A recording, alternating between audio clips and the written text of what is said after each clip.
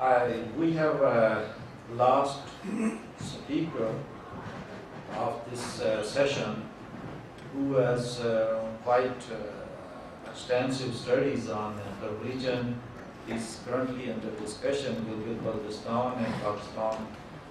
Mr. Kashmir, Mr. Hermann Kreutzmann, Director with the Center for Development Studies, Department of Geography, Freie University of the Berlin. Hermann Kreutzmann holds the chair of used to hold the chair of the Culture, Geography and Development Studies, and was a director of the geography at the Friedrich Alexander University in Germany. Since 1977, he has participated in fieldwork and academic research in South and Central Asia, focusing on Pakistan and Mr. territories. Please, Mr. Hermann.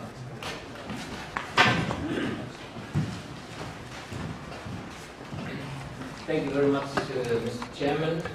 And I can continue the journey that was presented previously. I had the opportunity to twice cross the passes between Afghanistan and Pakistan and entering to Chitral and Gilgit-Baltistan on horseback, and following the journeys of Chinese pilgrims of the 7th century, and we were the first Europeans to cross that path ever.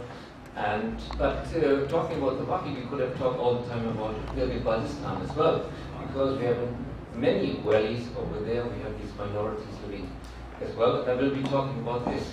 Chairman Abdulhamid Khan introduced a lot of terms today when he gave this speech.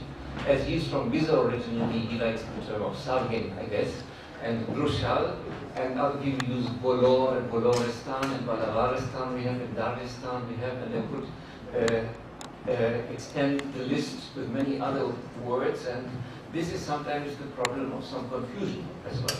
So I will enter my speech from the eastern part, from the valley of Kashmir, and what you see in the background, that is our area of taking off. And I have written 3 terms that are giving a little bit of the stages of history for our area. That's Gilgit Agency, this is northern areas, and this is Gilgit-Baltistan and Gilgit-Baltistan, the latest. The next piece. When we look at the present-day map of the northern part of Pakistan, we have these 2 entities, Chitral and Gilgit-Baltistan, that were mentioned before, and they are completely different in status within Pakistan, as Chitral is part of the Northwest Frontier Province, formerly and now called Khyber Pakhtunkhwa, and is a provincially administrated tribal territory, so to speak. Gilgit-Baltistan has still a unique state, and we have to discuss a little bit how it has reached this kind of setup and what kind of consequences are related to it. Next, please. If we go back in history about 250 years, we find a lot of empty spaces in this map, and Wahan is already mentioned when you look at the left side of the map. But in the part we are talking about and focusing on today, there's only the massif of Zunling, that's the Chinese name for the Pamir Mountains, and it means onion mountains. And as I have been traveling there, he knows why. But in brackets there's the name Bolor. Bolor is mentioned here in this old Chinese map, which is one of the first maps where this term was ever mentioned. This was the time when there were many white spots, but the relationship to Kashgar in Central Asia was already obvious. The next piece. In colonial times, we still have a white spot. And there's the Karakoram range, just above the writing of Kashmir on the bottom of the map. And the Pamir Mountains and the Karakoram range are here shown as a white spot. And some of the problems we are dealing with are somehow strongly related to this kind of being always in between.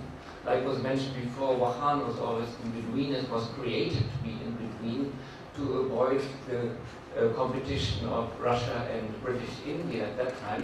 But here our area is in between Kashmir, the Chinese Empire, the Eastern Turkestan Empire, which was at that time when the map was produced, ruled by Yaqub Bey, and it was Kashgaria, some people called it. There was the Russian Empire and there was the Afghan kings. So it was always in between, and some of the big legacy we are facing here in this area is related to this special historical geopolitical situation of being in between. In the 1880s, the latest map was from the colonial period already. British colonial officers were thinking of how to deal with this. And in the fashion of that time, in a truly positivist thinking, they were looking for scientific borders or geographic borders. But Ney Elias, he was a little bit more outspoken about what has to be done in the area. He was talking about desirable borders. And desirable borders were supporting the case of the British colonial administration and leaving open a lot of space for discussion and negotiation, not to make it too clear, not to make it too specific that one could expand in future if one would like to expand in future.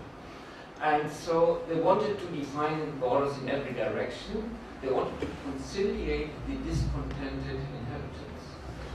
This was very nice. And they wanted to make no embarrassing claims for more territory. They were looking for a hill frontier.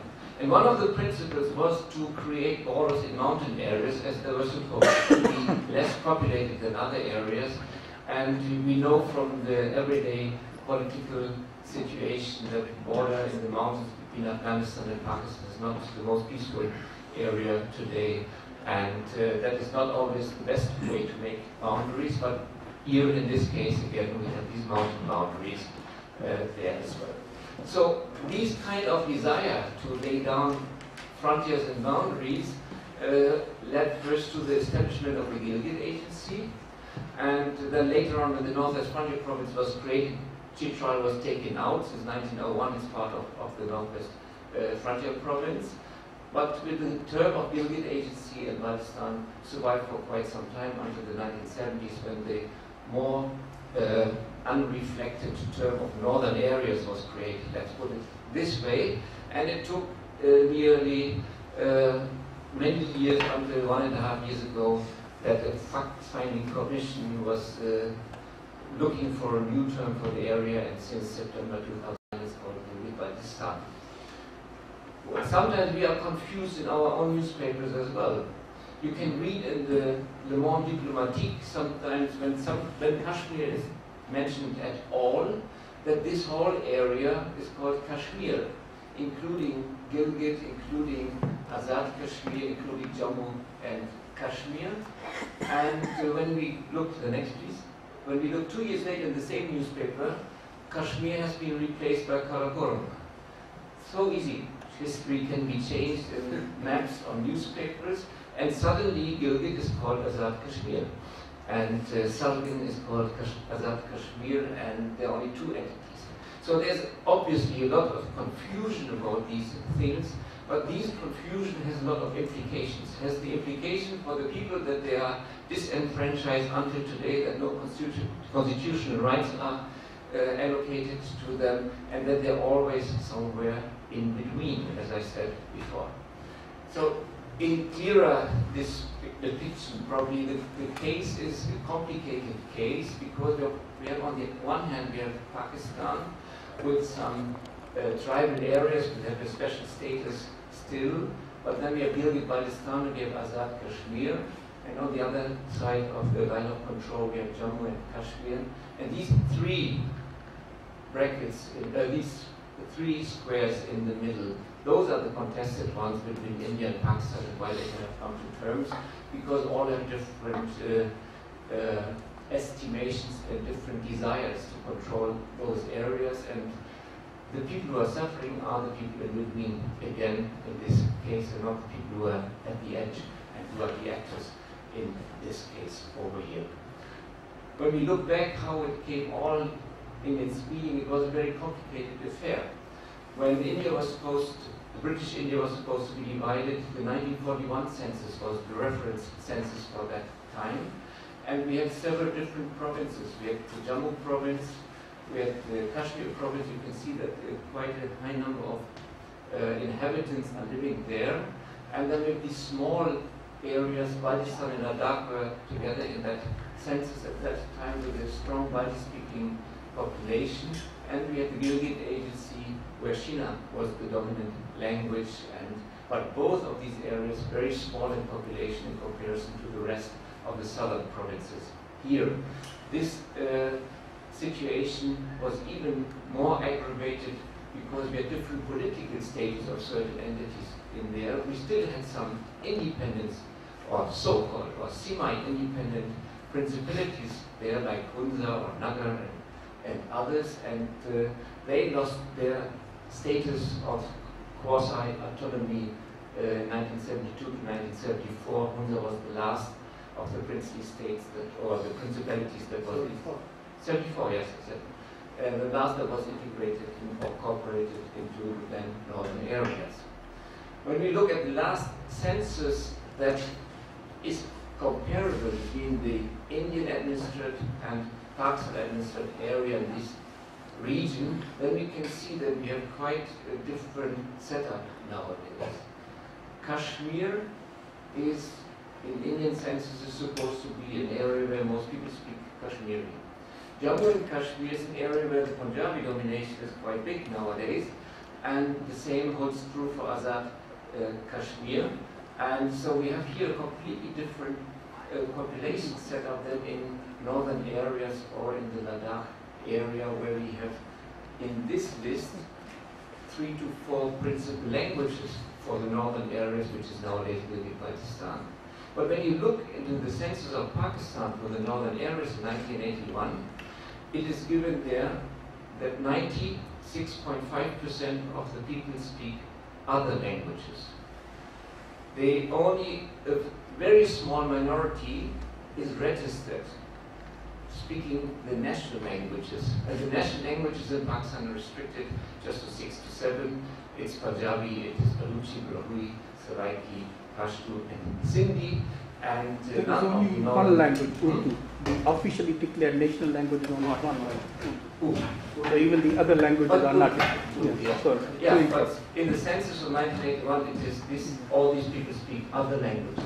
And I will come back to this point because for the understanding of the variation of linguistic terms, it is very important to see how these entities like northern areas are quite different from Azad Kashmir and from other areas and from the Jammu area and the Kashmir area, in Indian administrative Kashmir as well. Next, please. When we look at the, say, the political map of the area, the administrative map of the area, then we come to a situation where nobody believes that what the other is administrating is belonging to that other person. So when you see what is green there, Jammu and Kashmir, Aksai Chin, this is not accepted by Pakistan. That is either administrated by India, like Jammu and Kashmir, or Aksai Chin is under Chinese dominance. This is the 1960s war. The area which was ceded by Pakistan to China, where you can see the writing of Muscat Pass, that in the 1963 treaty is not accepted by India, but it is practically under Chinese administration. Gilgit-Baltistan is featuring on all Indian maps as part of India, and like Azad Kashmir is doing as well. So we have here a situation, and I could continue this, where all these areas have a different kind of status within the respective nation states they are embedded. And when we look on the Pakistan constitution, for example, we can see Pakistan constitution looks very easy and understandable. There's a federal government, there are 2-chamber parliament, there are representations of the 4 provinces, there are tribal areas, there's a federal capital, but this is not all of Pakistan. I mean, there's more than 4 provinces, but in the official constitution setup, it's only this. Next, please. When we look further, then we see that Gilgit-Baltistan has a very special status, and this special status has not changed until today that much, although the naming is always a little bit different. We have now 7 districts. We call it now Gilgit-Baltistan. We have a legislative assembly. We have something like a chief secretary. We have something like a chief minister. But the power is executed through the Ministry of Kashmir Affairs of Gilgit-Baltistan. And that is a different status. The people are still disenfranchised. They cannot participate in federal elections. They're not allowed to pay taxes, which is probably an advantage, but it is part of the legislation as well. But they cannot control their own assets, and they are marginalized in their own country. And that's why our chairman is talking about Pakistan occupation of this area, because the people are not regarded as equal citizens of their country. And if we include Azad Kashmir, then we have even another situation here. We have the situation that Azad Kashmir has its own constitution, has its own president, has its own parliament, has its own council, and is a completely different setup again. When we look at this kind of constellation, it is a very difficult challenge for each and every nation state to handle such a situation, because you have so different constitutional rights in the different parts, and this is one of the problems of Pakistan in dealing with the northern part of the country. Now here we have the Government of Pakistan order from the 9th of September 2009, and in the first line, to provide greater political empowerment and better governance to the people of Gilgit-Baltistan. This was nice wording, but in practice and in reality, it is not that much change of it, because we have some more institutions, we have some more rights to make decisions in the regional setup, and some of the newspapers like Dawn are writing about provincial elections in Gilgit-Baltistan, but in fact it has not changed the whole situation, because the provincial status is still not decided upon. And this is one of those colonial legacies that cannot be solved until probably there is a reconciliation in the question of Kashmir. The Karakoram Highway is the linkage, the link line between Gilgit-Baltistan and the rest of Pakistan and to China. And I disagree with what you mentioned, Chairman Saab, about the Chinese occupation, which Selig Harrison has published in the New York Times recently. I think it's complete bullshit. And sorry to say about this respected former journalist and scholar, but I think the people he is talking about are the engineers who are hired to reconstruct and rebuild the Karakoram Highway, and these are private contracts, and these are contracts that are paid for. That is the big difference. The people were asked to come to northern Pakistan, and I think these are not military officers in disguise occupying the northern part of Pakistan. I think there's somebody trying to create a new front for warfare or something like this, but he's saying something like it. The Karakoram Highway is a very important link and a very important connection, and I think has been to the advantage of people living in Gilgit-Baltistan for quite a bit.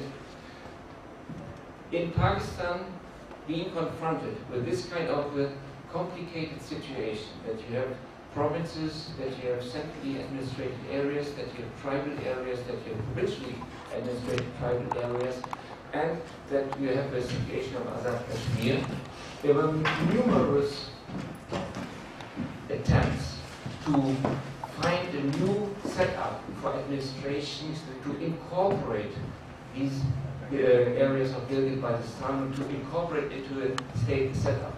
I have a collection of more than 8 different suggestions by different Pakistani journalists, scholars, politicians, how they would do this. I show you only one, this one, because this is the only one where the Gilgit-Baltistan is for the first time incorporated in a kind of a province. This is called Hazara in this case, in kind of a province that is trespassing the borders. This is trespassing the borders of present-day Gilgit-Baltistan and Khyber Pakhtunkhwa agency. So, but this, of course, this is just on paper. Don't expect that this will be implemented in due course or something like this. This is one of the suggestions in the discussion, but I think for the future one has to think more about reconciliation than about confrontation. And I think a peaceful way of solution and a peaceful way to come to terms would be some better approach. Because we always read about Pakistan, that Pakistan is falling apart, that different forces are acting and trying to disassemble this country, and I think the BNF is the part of an idea to do this as well. We have in Karachi the people who want to make a Jinnapur out of Karachi. We have the Saraikis who want to become separated. We have the Sindhis who want to become separated. I just come back from Sindh and saw how active they are working on that over there. In Balochistan we have these movements. So in Afghanistan we have the Pashtunistan movement who want to have half of Pakistan as their part and share. And then we have some people in the north who want to be either independent or merging with Jammu and Kashmir to become independent or whatsoever. This is a very, very complicated affair. And this is for you, Chairman Sir. This is from the Karakoram Highway writing, we want Balabaristan. And that is how it is presented and demanded so far, I think, not to no avail, I guess, over there. Next, please. What I do want to do, but at the last, we did for many years a long research project, and I'm probably the only speaker who has the privilege to go to Gilgit-Baltistan every year for the last 34 years, and have spent nearly 5 years of my life over there. And one of the projects we did there was to do a survey in more than 500 villages about the linguistic situation. And this is Gilgit-Baltistan and Chitral. After our linguistic survey, I think it's the first ever which was done, and it took a lot of effort to cover an area that is as big as Austria and Switzerland combined. And we see that this area is quite diverse in itself. These languages, which are registered as others in the national census of Pakistan, are 17 plus different languages from 4 different language families. We have Balti as a Tibetan language, we have Shina as an Indian language, we have Iranian languages like Wahi, for example, and then we have isolated languages like Vyachikvad or Yasin Burshasky and Hunda Burshasky. These belong, they are isolated, they are unique in the world and not connected to other language families. But you can see as well that we have a concentration of certain languages in certain areas. Baltistan is dominated by the Tibetan-speaking languages, while on the western side in Chitral, we have Khowar and those languages. These are Indian languages that are dominating there, while the red spots are the Burshasky languages. This is very unique in the world and should be mentioned as well. So what I'm going to say is, an area like Gilgit-Baltistan or an area like Balabaristan is not a homogeneous area in a way when we look on it from a linguistic point of view. We have a variation from west to east about dominance and regional preferences. That's why people suggested Sarjan, Brushal, Dardistan, Balabaristan, Boloristan, Bolor, and other names. Each and every group of these languages has a preference in this. Yeah. And to come to terms, there was the peaceful solution was to call it Arzi-Gulistan, the land of flowers. And this was not selected as a term, but this was the suggestion from the parliamentarians in Gilgit at that time. Now there is a lot of kind of conflict potential within this. Even until today, it was not possible in Hunza and Nagar, they merged to become a new district to find a place where they would have the center of the district, because this is heavy loaded with antipathy and so on as well. Next. Same is when we look at the religious situation. We have here a big difference.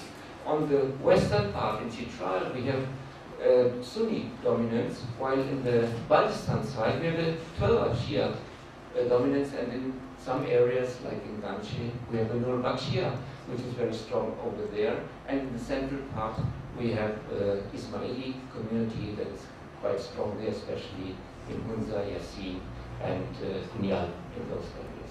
And Gilgit is a very important place that 3 of these leading Islamic sects are basically equally distributed over there. And Gilgit has always been the center for dispute, the center for fighting. In 1988, about 500 people were killed because of the Shia-Sunni fight in the village of Jalalabad. And in the last few years, there's a huge dispute starting from Baltistan about the representation of Shia belief in Islamiyat textbooks, and that people were killed. More than 100 people were killed because of this dispute about the representation of religious belief in textbooks. So this is not at all a peaceful, homogeneous body we are talking about. There is quite some stratification, variegation in this body as well. And this is a picture which was drawn by a young student from Gilgit who tried to show us what kind of conflict lines are here. This was part of his bachelor thesis, and he called it Sectarian Conflicts in Northern Areas. And he sees there different actors, internal actors and external actors.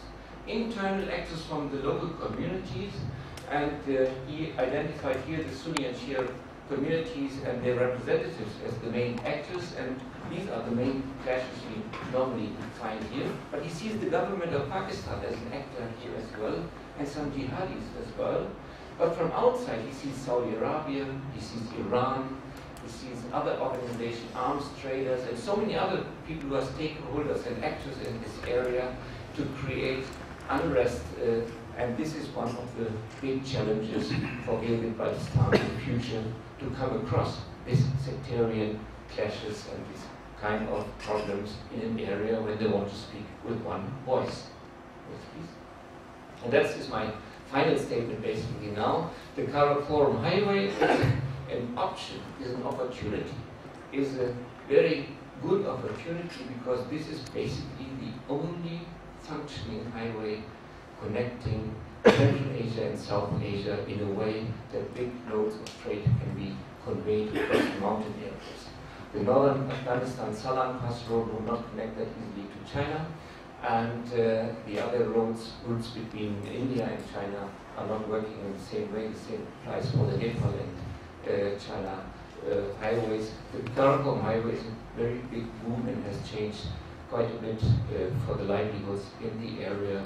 And I think, and this is my pledge and my statement, that we should think constructively about the future of Gilgit-Baltistan in a peaceful manner and not in a separatist manner. Thank you very much.